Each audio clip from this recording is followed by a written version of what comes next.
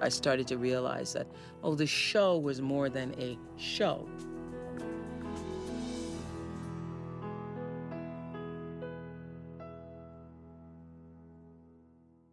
I'll live for those moments when somebody has never thought of a thing that way before. That is aha. That's an aha moment. Aha, light bulb, bing, bing, ding, ding, bingo, got it, Shazam, goosebumps. Oh, yeah. Well, the little hairs on my head rose when you said that, so I know that was a bing, bing, aha moment. Was that not an aha moment for y'all?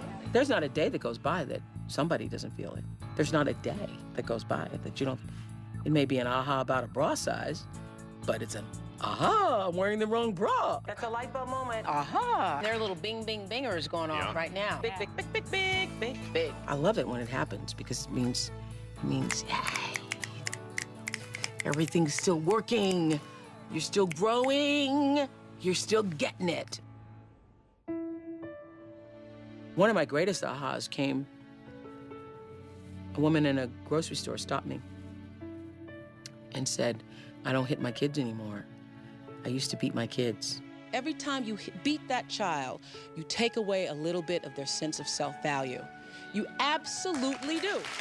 And I decided to see my role differently. And so when people would stop me, and to this day, people stop and say, I watch your show made a difference in my life, I will then ask what it is. I'm hoping the show will make you think differently about your own children and how your behavior affects who they are and how your behavior changes who they are and who they'll become. And so I asked this woman, she said, your show really changed my life. I said, what happened? And she said, I used to beat my kids, but I don't beat my kids anymore. I said, why? And she said, it wasn't the first time, it wasn't the second time, but I've been watching you a long time, and you have been consistent. So I started to cry there in the frozen food section. Because I thought, she said, it's because you were consistent. Every time I watched you, you always said the same thing, that beating your kids changed your kids. You cannot expect to have kids to grow up and give back to the world if they've had the spirit beaten out of them. And she said, and now I don't beat my kids anymore. You know, it's moments like those that I started to realize that, oh, the show was more than a show. You really are affecting the way people see themselves and have an opportunity to do that every time somebody turns on the TV. So that was life-changing for me. Ready, music. 3, 2, and roll A. This is the face of actress Tracy Gold. Most of us know. And this is her mugshot. And I made a horrible, horrible choice that evening. Arrested, handcuffed, jailed. 8 hours in lockup. It was awful. A convicted felon. If I were in your shoes, I would feel humiliated and embarrassed, and I would want to just kick myself. Tracy Gold tells her story. You must be nervous. Oh my God, you have no idea. She calls it the worst day of her life. Today, actress Tracy Gold is speaking publicly for the first time since she was sentenced for drunk driving. Her highly publicized car crash left Tracy's husband and 2 of their young sons injured. When I said to her, I know this could not have been the first time you had a sign to not to get in that car having had a drink. I know that that didn't just show up for the first time. Life speaks to you in a whisper first, and you don't get the whisper. You get a little pebble upside the head, you get a brick wall, then you get the whole wall come falling down. This is your wall. You cannot be in an accident where your husband is almost killed and your children are almost killed, and the car completely flips over, and you never had any kind of indication whatsoever for whatever it is was going on with you. And I know it wasn't about drinking. I agree with you. Things don't just happen like out of the blue. No, they don't. They don't, you know, it's not a rock falling from the sky. It happens for a reason. Okay, and for you, it was about you compromising your own self. Inner self, Your own inner self. And I could see her for the first time go, you're right.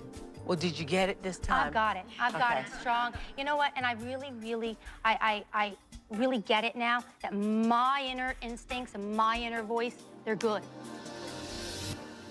For Christine McFadden, it was just another ordinary day in March. She woke up, she pulled on her sweats, and she started her daily routine. Early one morning, Christine McFadden went for a daily walk with her best friend, Amy. She had no way of knowing it would be the worst day of her life. A day too painful to relive. Sorry. Can't talk about it at all. Christine seemed to have it all. She was a successful veterinarian with a nice home and 4 incredible children. 3 from a previous marriage and 1 with her ex-husband, John Hogan, a former sheriff's deputy. Christine's oldest daughter, Melanie, just 17, was a ballet dancer. Her sons, Stanley and Stuart, were both star athletes. Aren't you supposed to be filming the game or something? And 5-year-old Michelle already knew she wanted to be a veterinarian like her mother. Nothing could prepare Christine for what would happen during her morning walk. At 6:09 a.m., her ex-husband entered her house while her 4 children slept inside. He carried with him a loaded handgun. He shot Stanley first. He entered Stuart's room and shot Stuart in the head. He shot Melanie at close point-blank range in the face. He then called his friend Stephen, left a voicemail. I'm bankrupt morally, physically, emotionally, monetarily. My body's gone, I'm gone. I have nothing left. He came back in. Michelle was asleep in Christine's bed. He shot Michelle and then climbed into the bed near Michelle and shot himself. The police believed that everyone was dead by 6:30. Around 7 a.m., Christine walked in and saw her daughter Melanie lifeless on the floor and made a desperate call. 911. This is Christine McFadden. I think my ex-husband has killed my daughter. Ma'am, talk to me. Ma'am, Are you sending someone? I need you to talk to me. What's going on? I don't know. I walked in the house. I think my daughter is dead in the hallway. I left. My ex-husband is John Hogan. You need several police. It was the most primal scream I've ever heard in my life, and I don't ever want to hear a scream like that again. So today we're talking about the worst day of your life. I guess for every mother here and for everybody watching, that is the worst possible thing that can happen. I know that many times when people are telling their stories, that the story that they're telling for themselves, they may not even get. They may not get the fullness and depth of what their words mean to the life of somebody else. But I know that it does. I even had several parents call up and say, please don't commit suicide, my child will follow you. I needed to do something for my children. I wanted the whole world to hear of them. They had already given so much at their age and had so much more to give. The world really lost something there. From the ashes of your children will arise something very powerful for the rest of the world. Thank you. I could feel it as I was speaking to her. Somebody is watching you right now who wanted to kill themselves today, but then they saw what you have been able to withstand, and they're going to change their mind. You're going to be the bridge to life for that person. I could feel it. I could just feel it. We got 16 separate emails from people saying that they were going to kill themselves. We got thousands of people who responded to how powerful they thought your story was. So what was it, Chris, you said that was the very day you were going to kill yourself. That was the day. I was just sick and tired, so I created a book for my children to remember me by, and just, that was it. Until I saw you on that show. Nothing has changed. My reality is the same, except my mindset. And I just thank you for having the courage to come on here. And I'm here today.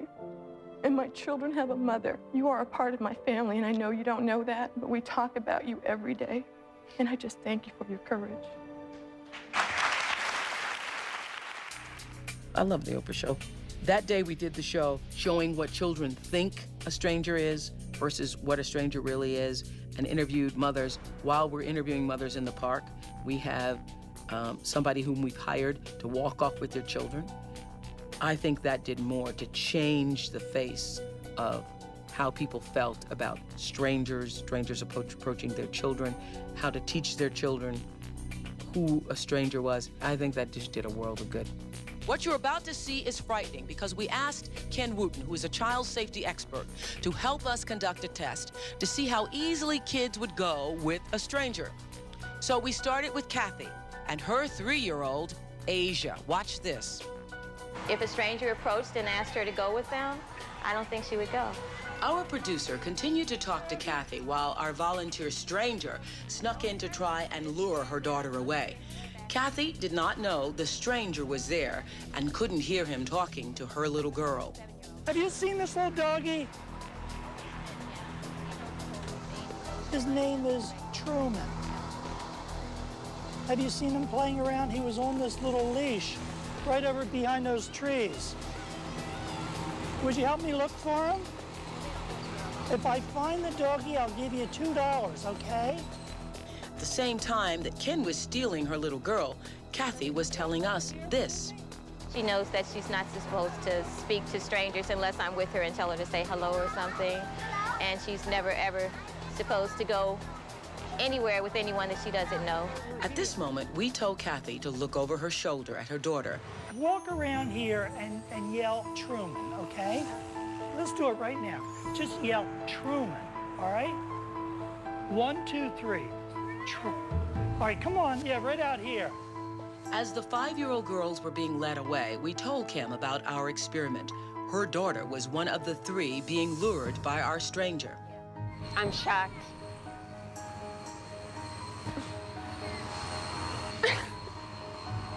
This time, it took 36 seconds for 3 little girls to follow a stranger out of the park. Are you crying? Mom? No. Looks like you are crying. And I think it's worth crying about, don't you, Kim? I'm petrified, just petrified. That was one of those goosebump, aha, oh yeah, mighty, mighty powerful moments.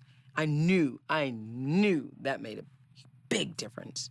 Then there was a show we did on protecting yourself where this detective said, never allow them to take you somewhere else. Never. Don't ever let yourself be taken to the second location. If everyone watching this program has never drawn the line, you better make it when they decide to move you from crime scene number 1 to crime scene number 2. Never forgot that. And I know that that saved many a person's life. If I wanted to rob somebody, I could rob them here. But if I take them into a secondary crime scene, I take them to a place where I have more control, she's at least going to get raped. When something hits me that way, like, whoa, that was good, I know that it also affected other people that way because, you know, I'm just a girl with a microphone. I'm just a viewer with a microphone. So I know if I felt that, a lot of other people felt the same. This is Jennifer, who says she heard that second location advice on our show. Jennifer's here with her mom, and they say that advice helped to save her life. It did? How? I saw the man behind me. He pulled a razor out of his pocket and held it up to my throat and dragged me quite a ways. When he was going to take me down a little side street, I knew right then, don't go to the second location. He will rape me. And I screamed and just started flailing and flailing and flailing. So was this something that just flashed in your mind, or that was your goal, is not to be taken to the second location? Don't let him get you there. This is why I think it's so great that in all those years of doing the Oprah show, I probably needed therapy, but I never had any. And I learned, as my viewers were learning, I heard things for the first time. I felt them the same way the audience felt them. And the moment I read Sarah Bronick's book, I wanted to share it with everybody else. Last year, after reading Simple Abundance, I will have to say that is the book that changed my life the most last year.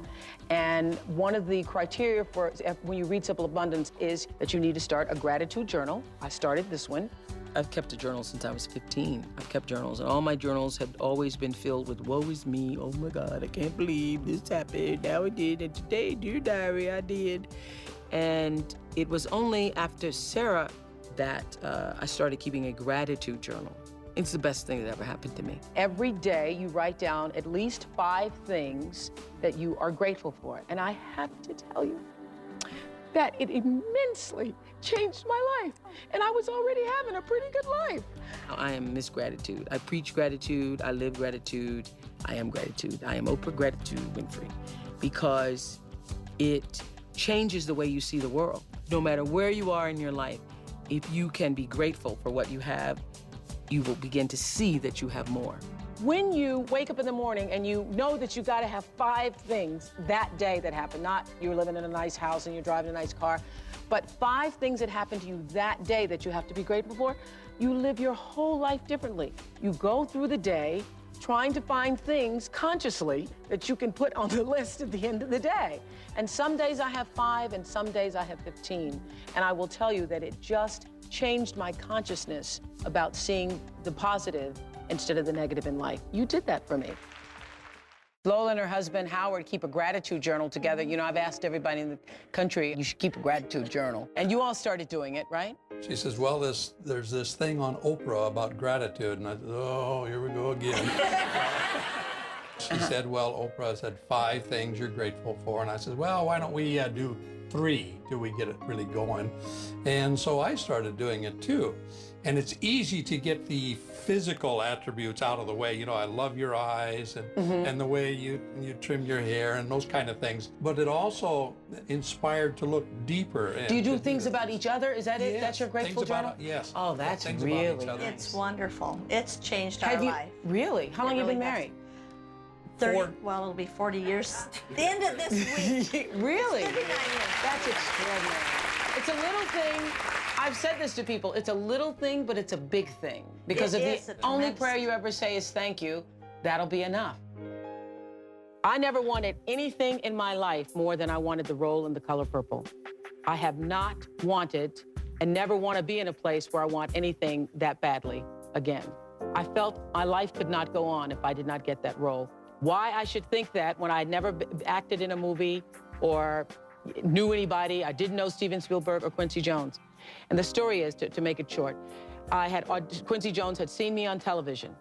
And before that, I had carried that book around. I was obsessed with The Color Purple. I would carry it in a backpack. I would hand it to people out on the street. Have you read The Color Purple? Read The Color Purple?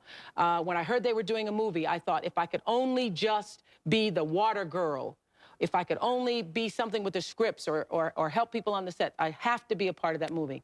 And so, as luck, as some people would call it, but I think it's preparation, opportunity, divine, all that stuff, I was seen on television and auditioned for it and waited 2 months to hear. And I could not believe, I thought all the planets are lined up. First of all, the character that I'd be playing against was Harpo, which is my name backwards. And I was trying to say, well, that means something. That has to mean something. And then I'd gone to this health farm to try to lose weight after 2 months not hearing anything, because I could not believe God would let me get this close and then lose that role. And when I'd call the casting agent, Reuben Cannon, and said, well, have you heard anything? He said, you don't realize that we have other people auditioning for this part. Other people who are real actresses, he said to me. Now, and I thought then, and then he named the other actors, and I thought, well, I definitely am not going to get it now.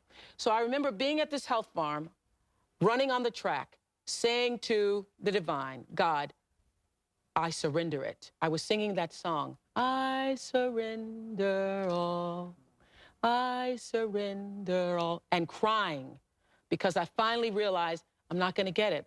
I thought I was going to get it. I never wanted anything more than in my life, but I'm not going to get it. And my life is going to go on, and I'm going to be fine. And God, what would you have me do now? That was my prayer. The instant I let it go. I mean, the instant I let it go, I swear to you, I'm going to cry. Somebody came and got me on the track, and they said, Steven Spielberg is on the phone for you. The instant I let it go. That changed my life, because I realized there's so much you can do. You do your best, and then you surrender it.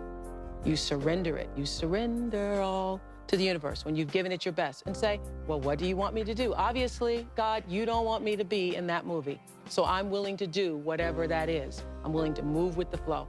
I mean, the instant they said, and I got on the phone, I was called in, and he said, I hear you're at a fat farm. If you lose a pound, you may lose this part. So I stopped at Dairy Queen. On the way out, just to be sure. I'm not done with sexual abuse, which is really sexual seduction in this country. I think the title is misleading because people think the word abuse means I'm in pain and physical pain and torture, and they get them confused. We put a dent in the subject, but we're nowhere close to getting people to fully realize the devastating impact of sexual seduction on children in this country, what it does to destroy them. One of the things we did that was most powerful is an interview that we aired with molesters. We want parents to know that most offenders are people your child and you probably know. People that you know, people that you trust, and maybe even love. Men like these. You're about to hear a chilling conversation between a group of convicted sex offenders. I molested my stepdaughter of 12 years old. I'm 40. If I had thought about my daughter and what I was doing to her and how it was affecting her, I wouldn't do it. So I had to manipulate my mind into making it that it really wasn't hurting her. She wouldn't remember, and all these this fabrication stuff to make it okay so I could do it. The one daughter that I molested over a period of a couple of years,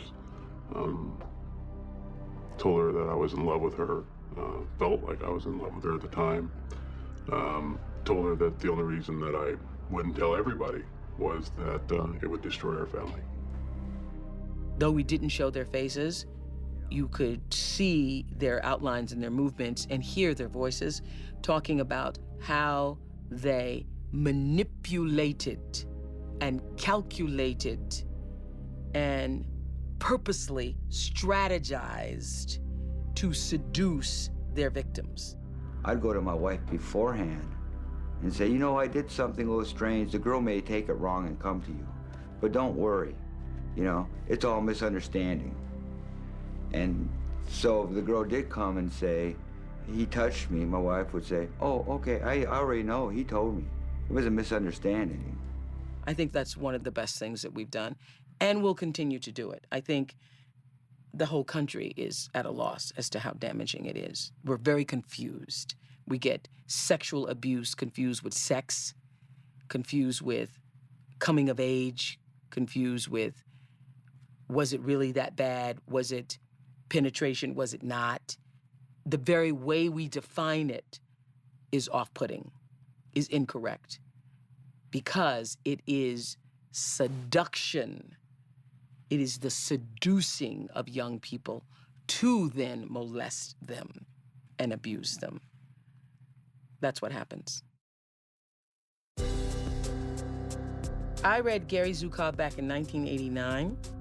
And Gary was one of those authors that after I finished reading his book, Seed of the Soul, I called him up immediately, because who better to talk about it than the author who had written it?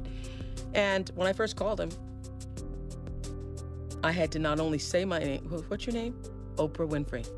How do you spell that? O-P-R-A-H. Oh, the H is silent? Yes. Well, that's an odd name, yes. And what do you do? I'm on TV every day. Oh, Gary didn't have a TV and had never heard of the television show. And so I'm trying to explain myself. And so you read my book? Yes, I read your book. Because I was so fascinated by the idea of authentic power. Gary says becoming aware of what you are really feeling all the time is the only way to begin living an authentic life, which is the purpose of all of his books, is to help you align your personality with your soul, which Gary defines as authentic power. That's the best feeling in the world. When you know your personality is working with your soul to do exactly what you came to do on Earth. I believed at this particular time I was moving into the phase in my life when I was no longer just choosing to be on television, but choosing to use my personality to serve a greater purpose, my soul's calling here on Earth. And that felt empowering to me. If you are not sure what you believe, look around you. If you believe that this world is angry and cruel and bitter, it will be that way. So look around you and see who are the people that surround you. Are they angry? Are they jealous? That's a reflection of your orientation toward the world. Is your life filled with loving, caring, compassionate people? Then that is reflecting your orientation. And that will not change the orientation until you change. I liked it so much, I wanted to run down the road in my bare feet, on the dirt road, and tell everybody I knew. But I'm not here to change your life. I'm just here to present an idea and perhaps get you to think differently about it. And if that changes you, fine, fine. And if it doesn't, that's okay too. But do I get you to think differently? Do I get you to think at all? Do I get a moment where you go, ah, I never thought of it that way before? That's all I'm looking for. There's been some fundamental moments on our show that changed the course of what I believed you could do with television. And Harville Hendrix was one of those shows. Guiding us through this hour is a man who has done really some incredible groundbreaking work with couples by helping to teach us to examine the patterns that we set up in our childhood. When we first started out, nobody was going to therapy. People thought you only went to therapy if you were crazy. We used Harville to explain how what happens to you when you're little affects who you end up marrying because you're trying to heal the relationships of your past. Whatever happens in childhood, whether it's mild or intense, there's something that's going to replicate itself in adulthood in an intimate partnership, because the early childhood experience where there's a wound has to be repaired, and it always has to be repaired in a relationship in adulthood with somebody similar to your parents. Now, can't you get over that though? Because see, I believe that all of my relationships in my 20s and early 30s I continued the abusive pattern that I'd set up in my childhood. Stedman is not an abusive person, so I think I've gotten over that. The whole idea of how your partner mirrors who you are in life and what your past has been in your life was a very difficult concept to get across on television. But I do remember a scene where a little girl, I think she was 2 or 3 years old, and her mother was lying down either on a bed or a sofa, and the little girl was rubbing her mother's hand. And that's what it was when he did drugs. He lied through his teeth.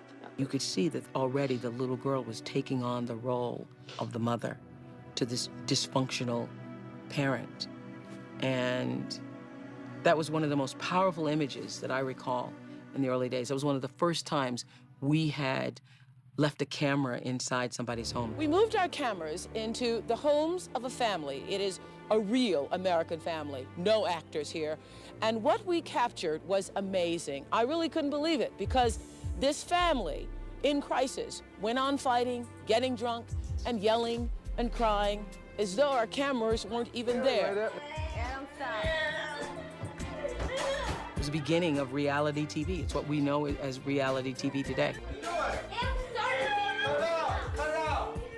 And so to be able to tell the story in the words of the family through the cameras, with them forgetting that the cameras were there, was one of the most powerful things we did early on. Well, I was walking in here. Well, I don't like people sitting there eavesdropping over me when I'm talking. Because you and Jerry got something to hide, right? Are we paranoid or what? No, I just don't like the way you're treating me in front of Jerry. I'm sick of it. That was life-changing for me. It changed the way I operated in all of my relationships. That absolutely, in all of my relationships. And my personal relationship with Stedman, my relationship changed. I stopped all arguing or trying to get him to do or be whatever, because I could see the reason why I was in this relationship is because I was bringing everything from my past, and he was bringing everything from his past. And here you are, two people brought together psychically to heal those wounds. And that is also what is operating in every other area of your life. And that was Harville. Harville did that for me. Alarming stats show that 1 in 14 girls has been hit by a guy. on a date. And most girls, they never tell anybody, not even their girlfriends about it, like Kristen.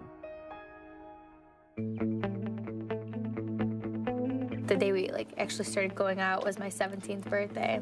Everything was great. We were together all the time. I think it was our 4th month anniversary, and this was the first time he ever got violent with me. He took my head and he bashed it against the PlayStation. Then he threw me into a dollhouse. And I felt like, how could someone I love do this to me? 2 weeks before Christmas, we got into a big fight. He's banging on the window, and I have my face up to the glass, and he's hitting it so hard that it broke and shattered in my eye. So I have 3 stitches in my eye. I took him back after that too. I was too ashamed to tell my mom about this stuff. I loved him that much to where I thought I could save him. I want to know how you would get out of an abusive relationship. You're her mother? So when did you find out about this? The night I got the call from my husband that he was at the emergency room with her. Were you shocked to know that your daughter was being abused by her boyfriend? And Kristen, why didn't you leave the relationship after the first time? Do you know now why? Because I loved him, and he was so nice. So I was afraid of who I would be without him. And that's the exhilarating feeling too of having that love and that pain. It's like after a huge argument and then the, oh baby, I'll never do it again thing, that kind of exhilaration. But the thing about it is it's dangerous. And that you get confused about what love really is. When you said, I loved him so much, the issue is that he didn't love you so much. And when but you thought he did, right? Yeah. Well, but let me say something about thinking, because I think today we need to kind of put our thinking caps back on. If you were to really look at all of his behavior and think about it, it would be hard to say that's loving behavior. So what do? I kind of go dumb. The stats for women are the same. 1 out of 4 women in relationships is battered. And I've been saying this for years. Love doesn't hurt. So these women who say, I'm with him, but I really love him and he loves me, love feels good.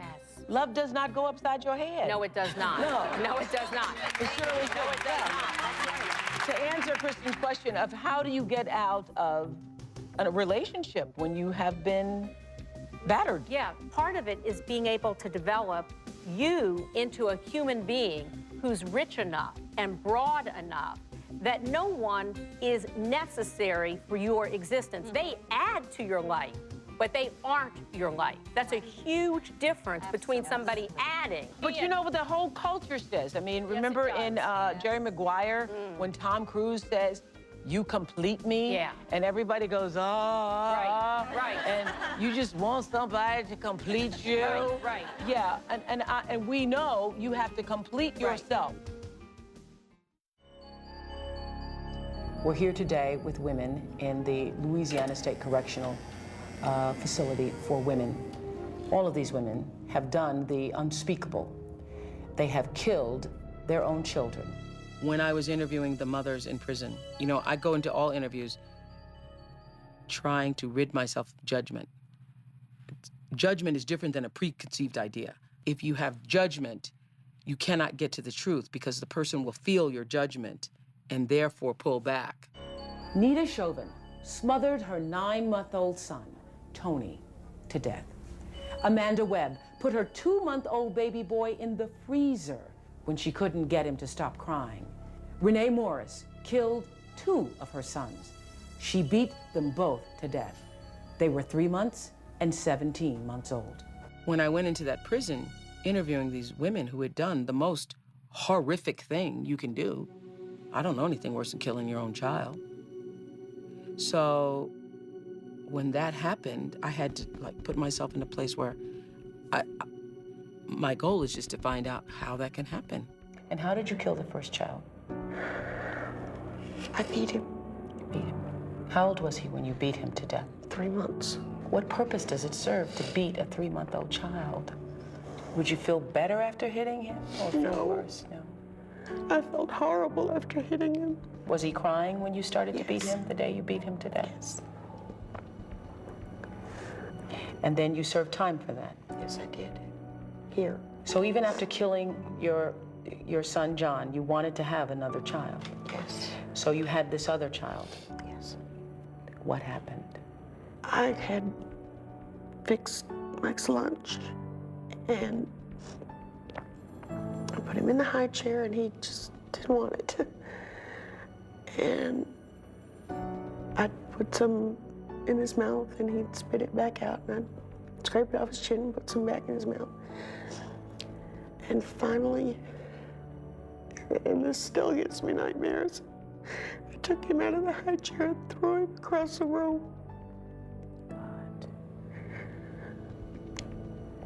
He hit the couch, but then he hit the floor, and we had hardwood floors. And I heard him when he hit, and I knew. I don't even know what to say, Renee, to that. There isn't anything anybody can say to me that I haven't already said to myself. I hate myself. And like the other ladies, I think about my children, what they might be like now, and wonder if in heaven they've managed to forgive me, because I can't. There isn't anything that my children did or ever could have done to deserve that. I surprised myself in that interview.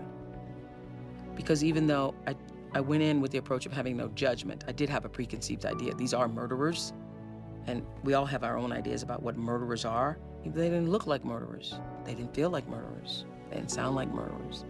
It sounded just like some women who had had a lot of problems and didn't know how to deal with those problems, and so they ended up committing these heinous crimes against their own children. What happened? I don't know. He was crying, and I just was to the, where I got nervous, and panicked, put him in the freezer. And, I had fell asleep and left him in there. And, after I had gotten him out or whatever, I put him in a suitcase and I left. You put the baby in a suitcase. How old was your baby? 2 months. When I finished that interview, one of the mothers said, "I can't believe you don't hate us." I said, "No, I don't hate you, because I see that's what you did with your pain. And I do something else with mine." Chris was married to the same man for 25 years, and then one day she woke up, no note, no explanation, no goodbye. He's moved on, but she still feels like her heart and soul were torn from her body, and she wants to move on and be happy, but doesn't know how. Does that about sum it up? Correct. Yeah. How long ago was this? It's about 2 years ago that he moved out. We were married 26 years. Oh, boy. So you didn't have a clue? He moved out when I was at work. Mm-hmm. I didn't have a clue that he was going to move out. If your husband, and I don't know him, and I assume that you're a reliable historian, but if he did what you're describing, then would you suggest that he didn't treat you with much dignity and respect? I guess so. I've never looked at it that way until I've been on the show. You guess so? Okay, now let me ask you something. Do you think you teach people how to treat you? I don't know. She's answering the question, not y'all. Well, That's a great question, Phil. Fabulous question. Do you think that you taught him that he could disrespect you in this way? No. Well, how do you think he decided to do that? I don't know. Well, if you did know, what would it be? Probably because I let him get away with it. Bingo. You let him get away with it. I've had several aha moments over the years. I mean, memorable big ones. A couple big ones came from Phil. Well, there are moments, when Phil says something so powerful, it's worth writing down. These are some of the more memorable ones. I've got a real clear message for the two of you on that, and for everybody at home that argues in front of your children. Stop doing it. Don't stop tomorrow. Don't stop the next day. Don't kind of stop. Stop fighting in front of your children right now, because you're scaring them to death. you're changing who they are. I think that could be one of the most important things you've ever said. You talked about flowers and cake and wedding and dress. You're preparing for the wedding, but not for the marriage. Mercy, that is a good statement. That is so good. Jeez. Whether you want to say this was an affair or it was an inappropriate interaction or whatever, I tell you the best test, the litmus test for whether it's a violation or not, is would you do it if she had been standing there? That's good, Phil. That is good. Your anger is overcoming your love and your intentions for your daughter. You have become so desperate to control her that your anger is slamming her ears shut, and you are guaranteeing rebellion. 100% guaranteeing rebellion. My eyes are watering because every parent in America needs to hear this. The other big film one was when the mother was on who'd lost her daughter, and she'd left everything as it was when her daughter died. Joanne Compton's greatest wish is to tell the world what happened to her beloved daughter, Lori. She says, my goal for the year 2000 is to tell my daughter's story on your show and then to let that go and get on with my life. Joanne is getting that chance today. We recently visited her at home in Virginia. Take a look. Just thinking of her name or thinking of her, it brings a smile in my heart. 10 years ago, Lori Ann Powell was having the time of her life. She was 18, vibrant and popular. She loved her rock and roll music and the glamour of entering local beauty pageants. Then a mother's unspeakable nightmare happened. Lori disappeared on a lonely country road, and Joanne Compton's torment began. Police found her body in a nearby river. She'd been stabbed to death. Investigations led nowhere, and Lori's murder remains unsolved. When they found Lori Ann, she didn't have anything on her, just a little stud earring. No clothes, no pocketbook, no jacket, just that one little earring. In the 10 years since Lori disappeared, daily life has stood still for Joanne. I will never be able to come to terms with this. To me, Lori died today just as easy as she died 10 years ago. In one bedroom, she keeps a collection of mementos. Her dolls that she collected. I kept her dress from her pageants that she used to like to be in. Time has not healed Joanne Compton. Each day, she says, the loss feels like a hole that gets deeper. I keep Lori Ann's memory alive all the time in my heart. That deepest part of me that I don't let anyone else touch. I keep her alive in my thoughts, just thinking about her smile. Lori is buried in a cemetery near the family home. Her mother, though, still is waiting for some kind of peace.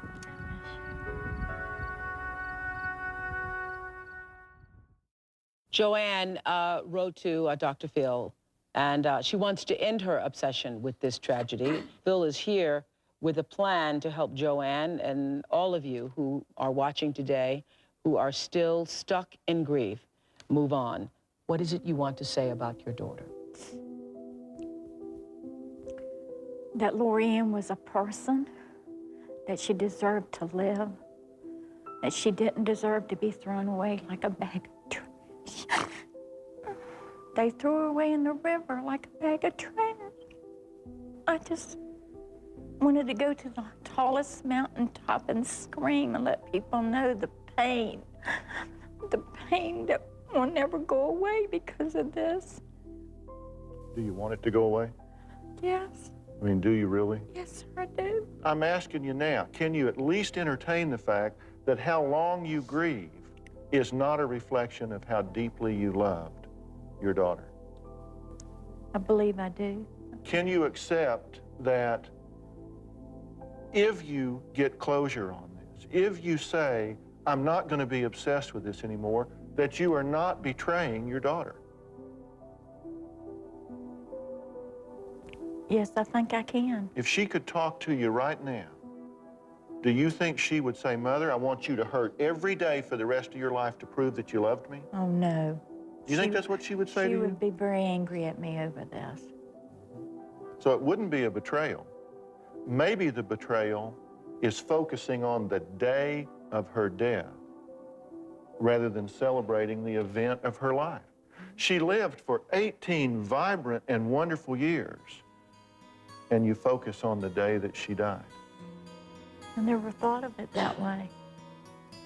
I really never thought of it that way. It was in her eyes. It was in the eye. It's what she said and what was said through her eyes. She said, I never thought of it that way before. And I knew that she was changed. I knew she got it. I thought after I'd made this goal that now I could go home. I'm sorry. I was gonna go home and take my life. But now you've changed your Oh, mind. yes, I've changed my mind. That was bing, bing, light bulb, goosebump at the same time. It was one of the great, great, great moments. Maya has been one of my greatest personal teachers. I grew up reading Maya Angelou. First sentence in her book, Cage Bird, I Know Why the Cage Bird Sings, is what you looking at me for. What you looking at me for? And didn't come to stay, only came to say Happy Easter Day. I thought it was my story. And reading Maya Angelou as a teenage girl validated my own existence. It said to me that a colored girl, a Negro girl's story is worthy of being told. That's what that did for me. I think the best lesson I ever learned, when people ask the question, what is the thing you've learned the most out of life, is a lesson, you know which one it is? You're not in it. You're not in it. Yes, exactly. It took me a long time to get it, didn't it? Well, you got it, but you get it on so many levels. You called and some newspaper tabloid had just vilified you, or Stedman, or both, and you were really as close to losing it. You were so hurt by the erroneous and ridiculous and cruel accusations that you were just hardly getting your breath. And I said, you're not in that. And you said, yes, but you see, this is what they said. And I said, yes, but you are not in it. Yes, but, and then I heard you start to realize what I was saying, that has nothing to do with you. So she became an instant role model and mentor for me. And some of my best lessons have come from her. I love that phrase that you say, that people will try to peck you to death like ducks. Yeah. Not just out, most people don't have the courage to just come out and kill you. And kill you. That's true. They will take a little piece of your knee. Right. Yeah, they'll take the flange off your nostril and a bit of the lobe of your ear, hoping that you didn't even notice it. Best one is when people show you who you are. When people show you who they are, believe them. A person says to you, I'm selfish, or I'm mean, or I am unkind. Or I'm crazy. Or believe them. They know themselves much better than you do. She's been a tremendous grounding force for me. She would say, stop and say thank you when you're in the middle of the biggest crisis of your life. Whenever you're being hit upside the head and you can't understand why, the first thing you say is thank you for it. Because you know that your faith is so strong that whatever it is only there to teach you more about yourself. And whatever it is, you're gonna come out of it. You're gonna come on the other side. And on the other side of every storm is a greater sense of joy. Tony says a beautiful thing about the messages that we get about who we are when a child first walks in the room. Can you talk about that? I said it's interesting to see when a kid walks in the room, your child or anybody else's child, does your face light up? And that's what they're looking for. When my children used to walk in the room when they were little, I looked at them to see if they had buckled their trousers, or if their hair was combed, or if their socks were up. And so you think your affection and your deep love is on display because you're caring for them. It's not. When they see you, they see the critical face. What's wrong now? But then, if you let your, as I tried from then on, to let your face speak what's in your heart. Because when they walked in the room, I was glad to see them. It's just as small as that. I teared up when I heard Toni Morrison say that. It made my eyes water because I know I grew up as a child and nobody's eyes were lighting up at all. When I was growing up, my grandmother, because she had to work for a white family in Mississippi, and there's a photograph that I still have on my desk. The only photograph I have of my grandmother is with her holding this white child. And when she would come home, you know, and whip me, chastise me, talk to me, you know, in not the most loving term, but every time she would ever talk about those white children, This was pleasure. there would be this sort of glow inside her about these white children. And that was when I read what you'd said, I thought, that's the message. That's when I first got it. It was just such a simple idea that is really true, not only of children, but of everybody. The reason why it's so important for children is because you change who they are when you don't notice them, when you don't validate them.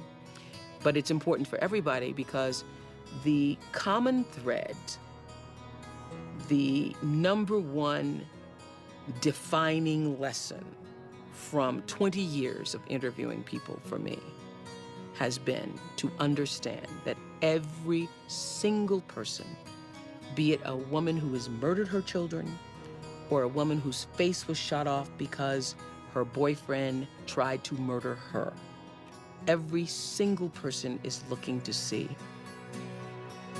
did you hear me? Do you see me? Do you really see me? Does what I'm saying matter to you? And that is the common denominator in the human experience. That is the great lesson I've learned in all these years. Every person matters.